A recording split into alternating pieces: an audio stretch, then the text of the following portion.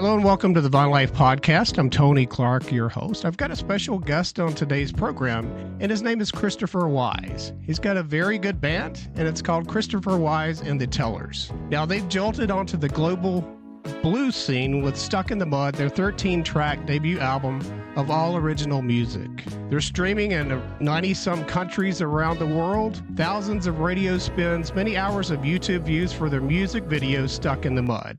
Chris also has a CD and a DVD set live in Clarksdale, which was recorded and filmed at Clarksdale, Mississippi at the Juke Joint Chapel. More information about Chris can be found at Christopher Wyze, and that's W-Y-Z-E, Christopher Wyze and the Tellers.com. Christopher Wyze and the Tellers.com.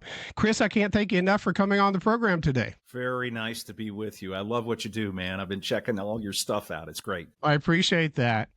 And you've got I want to talk about your music, your DVDs and your live music set, and also your album as well. But you've got quite an interesting story, and I kind of wanted to start with that, if that's okay. Sure. Now you're pursuing your dreams slightly later in life, and those you're beginning to visualize or realize that your dreams, your passion is coming true by pursuing music.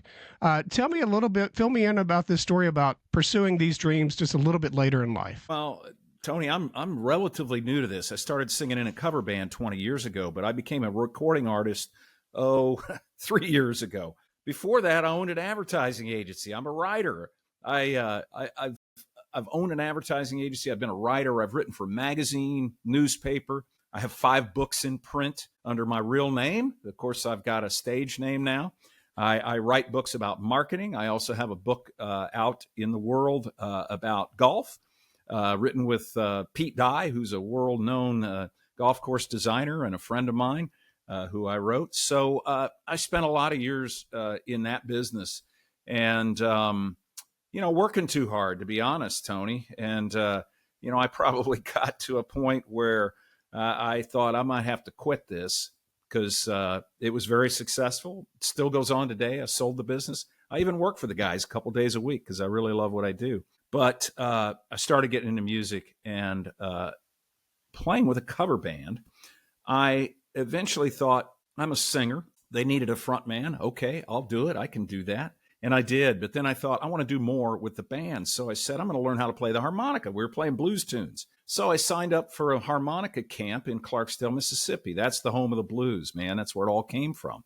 It's where W.C. Handy discovered the blues in 1903 and brought it to the world. And so I went to a harmonica camp. It's kind of like baseball fantasy camp for old guys like me who want to learn how to play blues harmonica. And that's where I met my friend, co-writer, producer, multi-instrumentalist, Ralph Carter. At Ralph, when I met him 15 years ago, a dozen years ago, he's like, hey, you're okay at this, man. You ought to start writing music. I said, what? I don't know anything about that. He said, well, someday we can do an album together. I said, man, I would love to do your stuff. Now, Ralph had, when he was a young man, was with Eddie Money. So Eddie Money was a big hit maker, and Ralph wrote songs and produced stuff and was his tour musical director. And so that's Ralph Carter. So I got this guy, Ralph Carter, telling me, you need to write music and we're going to make a record someday. I said, I'd love to be on your record. He said, no, we're going to be on your record. You need to start writing music. And I thought that's crazy. And I didn't think about it for a few years until I saw an article and I read it about a new recording studio in Muscle Shoals, Alabama. And I took a picture of it. It happened to be in the Wall Street Journal because that's the kind of stuff I read is the Wall Street Journal. I'm a business guy. And I snapped a picture of it and I sent it to Ralph over a text. I said, here's where we're going to make our new album. It was a joke. And he texted back and said, when do we record? And I'm like, are you serious, man? And he's like, yeah. I said, well, I don't have any songs. I haven't written any songs. He said, well, you better get started. Fast forward. I mean, you read what happened to me. We recorded an album. We did it in Muscle Shoals. I'd never record. These songs didn't exist. We were a studio band. I didn't have a band. Ralph auditioned the players. Ralph took us to Muscle Shoals. He directed the sessions. I got this album. I joined the Nashville Songwriters Association. I start playing it and showing it to people. They give me an award. They call me a one-to-watch songwriter from the National Nashville Songwriters Association International. They connect me with a guy and I say, hey, I want to get on a record label. I've got a record. It's ready to go. It's like, that's not going to happen. Well, it did. He introduced me to a guy in Memphis, Tennessee. His name's Sam Phillips. His uncle was Johnny Phillips. He discovered Elvis, so he's part of the Phillips family. And the company that he works for is called Selecto Hits, and it was founded by Sam Phillips, and Johnny and his brother run it today. And they signed me to their big Radio Records label. And within less than a year, we released it. We have a great person in Memphis who does our publicity and has gotten us on radio and everywhere all over the world. We were a top 50 Roots Music Report blues album of the year last year, my debut album. And all this without really ever having a band. And we went into the studio without ever having played the songs before. And we made them up, literally. We created them on the spot. And then I came back and did this live album because I wanted to show people that we could make music live. And we'll see where the next adventure goes. So I did come to this late. I have a friend who's a psychologist. He's a great friend of mine. And he said, you've got this Christopher Wyze guy as your one of your personas. And then you have this alter ego, which is Chris Worthwine. That's my real name. And that's my business guy name. That's who I wrote books under. And that's how I own businesses, several of them. And he called that my alter ego. I thought that was funny because he thinks Christopher Wyze is the real me. So here we are so many years later. And I can't tell you how much fun it is to do what I do and do things like meet you and others out in the world. That wasn't very quick, but that's kind of the story. That's a fascinating story to me. And if someone would have told you maybe a couple of years back, Chris, you're going to be in this position that you are in today, you're going to be pursuing your dreams in this fashion, how would you have responded to that? Well, I would have said, yeah, right. I mean, I enjoy singing in a cover band.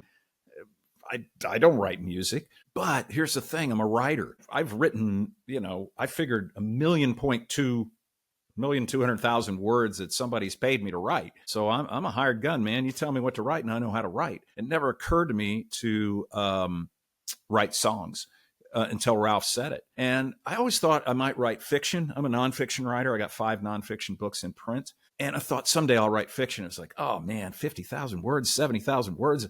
That's a lot of work. Here's what I discovered.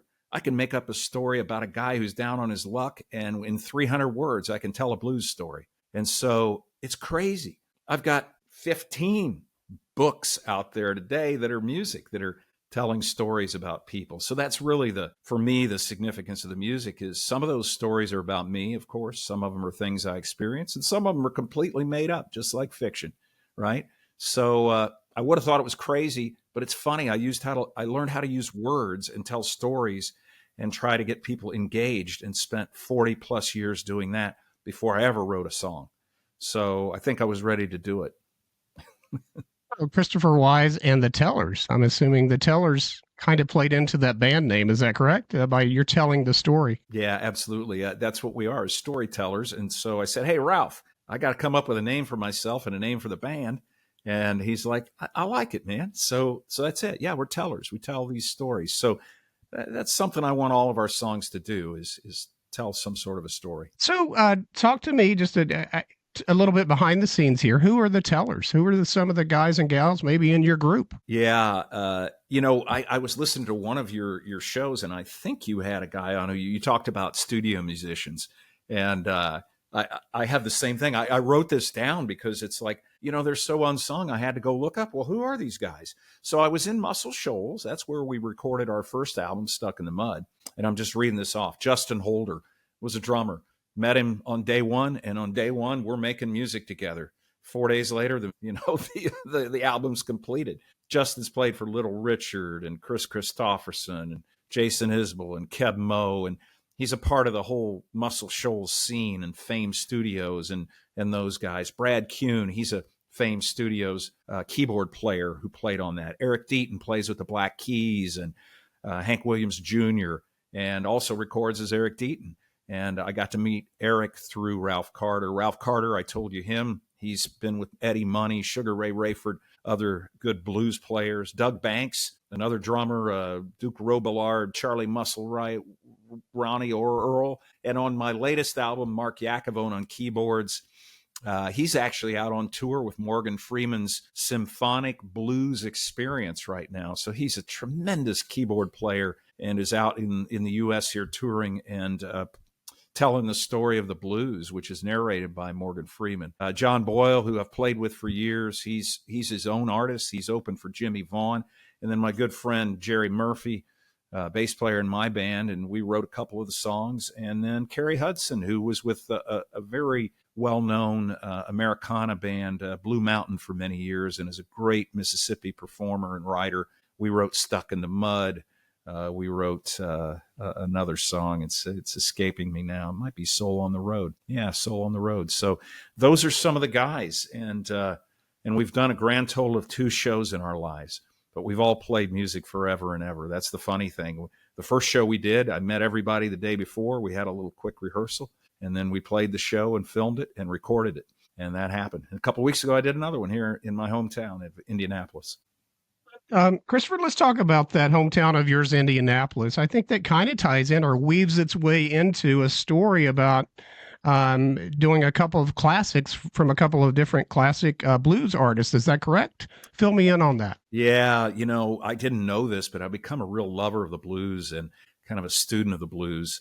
And there were a couple guys from Indianapolis who recorded in the 1920s who had what maybe was one of the first million-selling records in America and happened to be a blues record. It's called How Long, How Long Blues. It's been recorded by everybody you can think of, from B.B. King to you name it. So I discovered these guys. It's Leroy Carr and Scrapper Blackwell. Both lived in Indianapolis. Both died in Indianapolis. Both are buried in Indianapolis. And then another one is called Nobody Knows You When You're Down and Out, which was written by Jimmy Cox, but recorded by those guys years later. And so there's a special thing. Those guys actually recorded that How Long Blues in a hotel room here in Indianapolis. They were African-American, black artists, and it was hard for them to find places to record. They could record up north. Vocalion Records had a portable studio that they would drag around to cities, and somehow Leroy and Scrapper showed up one day and recorded that song, and it's still being played today. We replayed it, and it'll choke you up, man. It's a good one. But yeah, Scrapper and Leroy from Indianapolis. And it's funny, just in my mind, I typically don't picture Indianapolis as being that tied in with the blues, but it is. That's a tremendous story. Well, it's interesting. There's a recording studio, or was, in Richmond, Indiana, about an hour from here. That was called Jeanette Records. And people like Louis Armstrong recorded his first records there. Fats Waller, Bix Beiderbecke, on and on it goes. Recorded here in Indiana, in central Indiana. And again, it was because they couldn't get studios to record them in the South. And these folks would come to Indianapolis. Wes Montgomery is an Indianapolis jazz guitarist, well known. So yeah, there was a lot of music going on here, and for good reason. Many of them kept going to Chicago then, and Chicago has become, of course, a big hotbed of the blues as well, as these musicians came up north to record, and many of them stayed here. Well, that's something I did not know. I'm pleased to get a better understanding of that history. Christopher, take me to October 1st, 2024, and it has to do with your CD and DVD set as well. What was your experience on October 1st that day? Well, we played a show in Clarksdale, Mississippi at the Shack Up Inn, an old cotton gin that's been made into a B&B. They call it beer and bed and beer, I think is what they call it. But it's a great place to stay and hang out. And they have a music hall in there that was in the old cotton gin called the Juke Joint Chapel. So we played a show there and recorded it. Got together the day before and rehearsed and let her rip and let her roll, and we filmed it. I had 5 cameras rolling. We had the audio rolling, and we made a live album and a video out of that. And we did it because, surprisingly, the first album did so well. It's like, we got to come up with something and put it back in the marketplace. I'm a marketing guy, and it's like, well, you got to have a product out there if you want to make stuff happen. So it was a way to quickly get music back in the market and also show people that, hey, look at these guys. They can play on stage. They're kind of interesting. And now we're going to start pursuing performing live. And this helped us do that as well. So that's what happened on October 1st. It's interesting. I think on your YouTube channel as well, you kind of give a behind the scenes tour of this chapel. It's very interesting. Well, okay. So October 1st, we record and play the show. October 2nd, I come home. And then from October 2nd through about December 27th, I kick myself. I say, darn it, I was in Clarksdale, one of the coolest music places in all the world. Any day in Clarksdale, about half the people there are from outside the U.S. They come from all over the world to celebrate the blues. And I had Coop Cooper film us. He's a Clarksdale, Mississippi filmmaker who filmed our show. And I was kicking myself, why didn't Coop and I go film a documentary about Clarksdale, Mississippi and the Mississippi Delta and Mississippi blues? And I couldn't get out of my head. And so I'm back in Indianapolis a few weeks later. I call Coop. I said, Coop, I want to come back to Clarksdale. I want you to follow me around. You and I are going to make up a film, and we're going to film it live. No retakes, and we didn't. It's all live.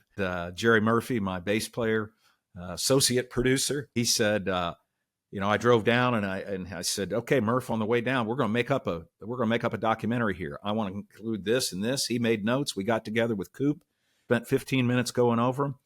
Spent the rest of the day filming, got up the next morning, filmed again, went home that afternoon, and made it into a 50-minute documentary called Wyze in Clarksdale. That's me, Christopher Wyze. So that was the second piece. And we put both the show video and the documentary on a DVD that goes with the CD, the album. So that was a heck of a lot of fun. We saw some cool stuff. We traveled to where the blues was discovered. We went and saw the gravesite of the great Sonny Boy Williamson, too. Great harmonica player, and then tromped up and down the streets in Clarksdale, which is a heck of a place to go, man. Well, I love history, especially American history, and I love to see the behind the scenes of historical landmarks like you speak about in this CD and DVD box set. But you're also performing live on this product as well, the CD and DVD set. What are some of the songs that you played? Oh, golly, I better get them up here because I should know them. But 3 Hours from Memphis, that's the first song. That's our opening song. And I should tell you the story.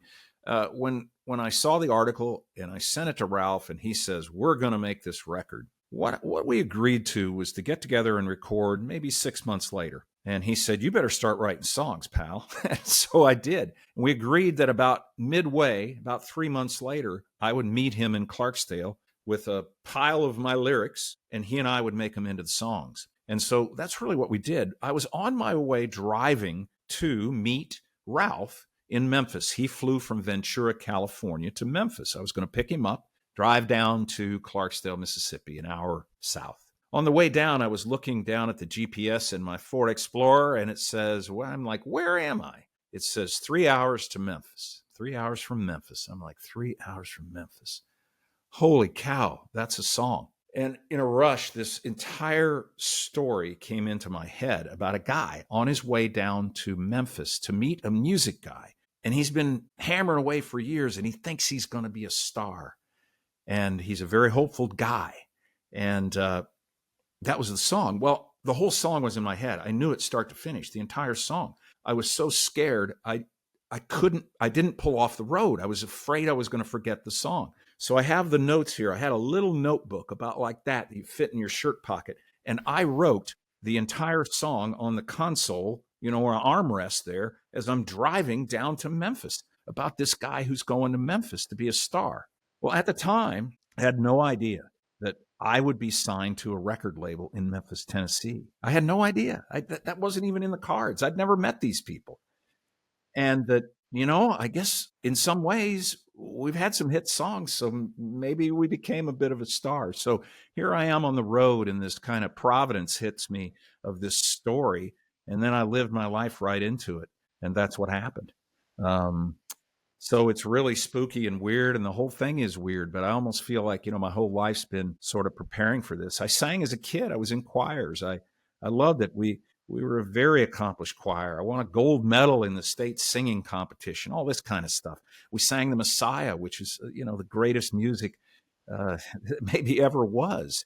and with an orchestra. So I'd done that as a young man, and put it away to become a business guy and work a little too hard and maybe forget what the important things were in life. And it's so rewarding to have made it out the other side, and to have this all come back to me, and in this way. It's crazy. I got too wrapped up. I got too wrapped up in business, and we were very successful, but it took me in a not a great direction. Didn't do anything stupid, but I wasn't a healthy guy probably up here. I'm a lot better today. Or tell me about the Stuck in the Mud CD with the 20-page booklet. What's that all about? Well, that was our debut album, Stuck in the Mud. Also, many of the songs from that are on the live album. So that's our debut that we did in Muscle Shoals. The 20-page booklet, I thought, when I was a music guy, and I love seeing all the vinyl you have on the wall back there, I see it looks like Men at Work, and it looks like Supertramp. There's some great stuff back there. I always loved reading the liner notes, and now here I am. I'm a recording star, I guess, or something. And it's like, you know what? I actually am an advertising guy. I understand design. I understand writing and copy. It's like, I'm going to design the greatest album cover, and I'm going to do 20 pages of liner notes and all that. So that's really what we did. So I put all the lyrics in there because, of course, I wrote the songs. I wrote the lyrics. I want people to be able to see what those words are and read them if they wish. I wanted to tell the story of the people who were involved in this. And, I had a great designer and illustrator, Coldo Barrasso, who illustrated the cover of this thing. I don't know if you can see it there. They're Stuck in the Mud, and it's back on my wall there. And so Coldo, I told my wife, I said, hey, I got to get this pose of me standing next to this tractor stuck in the mud. And I'm an advertising guy. I said, go down in the basement here and I'll give you my iPhone. These are just reference photos that he can illustrate from. And she snaps 2 or 3. I said, whoa, where are you going?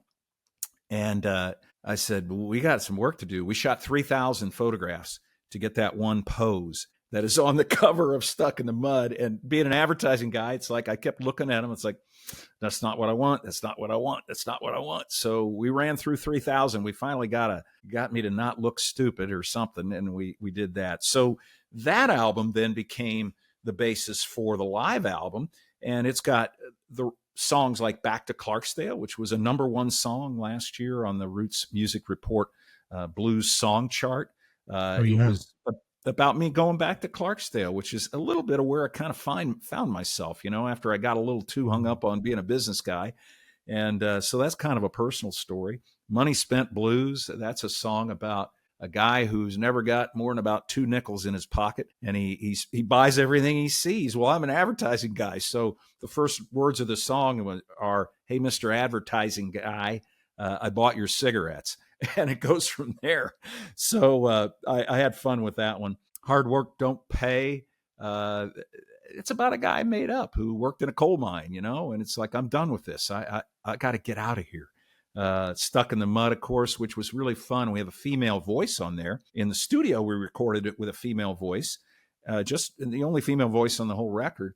And then when we went to do the live show, I thought, well, we'll just have the guys in the band sing it. So we're going to have guys sing this little background vocal part. Lo and behold, I got a text communication that day from a friend of mine who's a musician in the Netherlands. Her name's Irene Smits. She's a beautiful blues singer in the Netherlands. She was in town in Clarksdale, Mississippi. I'd met her 7 or 8 years ago. We'd stayed in touch. She said, hey, I'm in town, or you wouldn't happen to be. I said, I'm in town and I'm doing a record.